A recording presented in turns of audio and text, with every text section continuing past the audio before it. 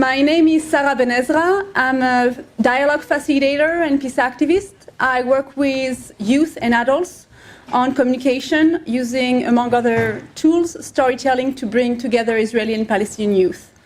So today, or in the next hour, we'll talk about education and the future as seen or as hoped by Israeli and Palestinian youth in Jerusalem. The paper presented is based on the needs and reflection of these youth. It touches many topics such as education and safety. So Ahmad Asmar will be presenting the paper. He is a researcher at the Jerusalem Institute for Policy. And then we will hear Dr. Samira Alayan and Professor Tony Gallagher. I will introduce them before they speak. Thank you. Thank you, Sarah.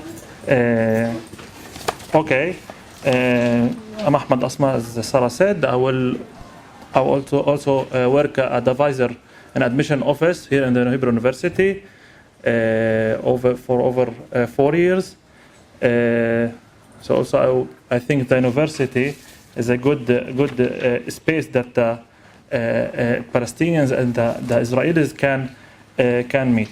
Okay, I will speak about the project or the groups that we speak about, especially about the youth and education. I know it's very big and huge issue. So we can see mosaics, very big mosaics in Jerusalem.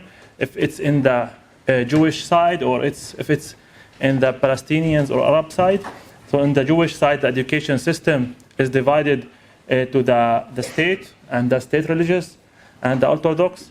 These three voices is divided in the Jewish side, and the Arab education system in East Jerusalem is divided in public and private. We can see 84% is more public, and even in the public, and also the public, it's very even divided inside. If it's public that they get money from, like it's direct or indirect public, and the private, it's also they have Churchill schools and also the Waqf, UNRWA. It's very divided. And in East Jerusalem, we can see the question if the people or the students go to study in the Tawjihi, the Palestinians high school, or to go to study the Bigrud, the Israelis high school. So the Tawjihi in East Jerusalem is over 90% till now, and the rest is the Bigrud, the Israelis high school. If we speak about youth, we can see that Jerusalem is, they have median age is 24. If we want to compare with Israel, that's around or comes to 30. So we can see it's very young city here in Jerusalem. I think because like the Arabs and the Orthodox, they have a lot of children. So mostly this is the main reason. And we can see also a very big gap between West and East Jerusalem. I think they have spoken about this in the infrastructure, about all the issues, daily issues. And we can see also Jerusalem is very traffic, is very overcrowded. Okay, the process was for three groups. The Palestinians one, Abdullah School, it's in Sheikh Jarrah, or it's very close to Munition Hill.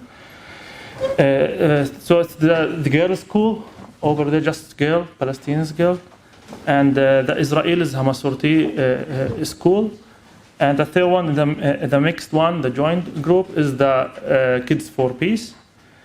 And it was discussions about the problems and about the vision.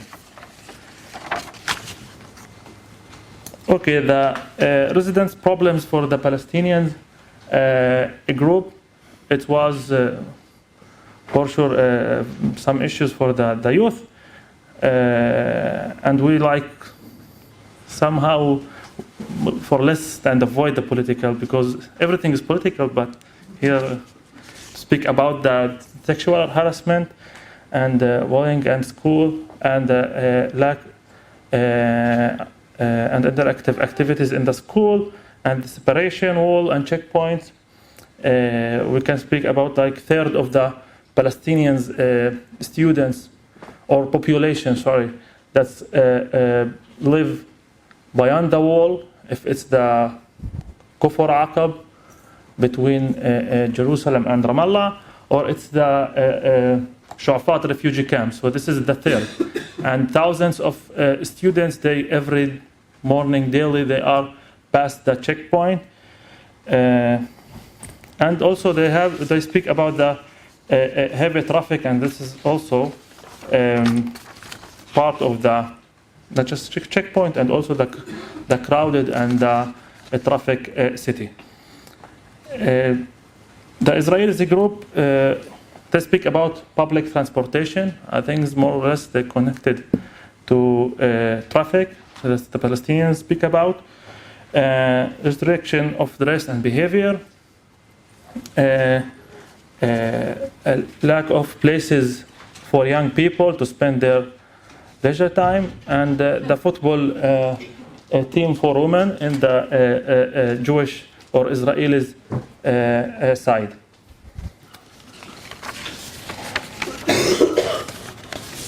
Okay, the mixed group, they speak also in the more general among the groups, if it's about the violence and the violence especially against the woman, and hate, racism, and political violence, garbage and pollution. I think also this is connected somehow to the traffic and the pollution. We can go around in the city and feel it. The vision of this is a general vision. For sure, they have more and more, but this is the general one and connected for all these groups, the mixed and Palestinian and Israelis. So free movement.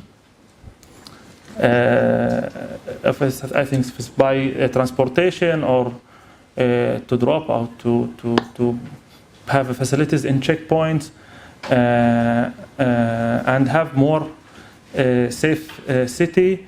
I think like most of the students, and especially in this age, they not pass it generally daily, like from the west to east and from east and west. And also the Orthodox, they for sure they go to the part of West Jerusalem, but still they have the neighborhoods, the special neighborhoods for themselves. And for sure they want creating a better education system and more modern science laboratories, and without violence, and more green and clean city. So in the end, I will speak about the recommendation. We also have a lot of recommendations, but here I make very shortly creating the informal education frameworks, implementing educational programs dealing with the violence, and improving the facilities in the education system, establishing social program to support poor families, establishing centers for professional guidance, and conducting research study of the program of high dropout rates in East Jerusalem. And we can also added the innovation. I think in Jerusalem is very crowded and very pollution. So maybe they need more innovation programs, and for sure to how to say that, like to break all these obstacles among the groups, especially in the new generation, because I think that the youth generations feel, not all of them, they not feel that they have a connection among themselves.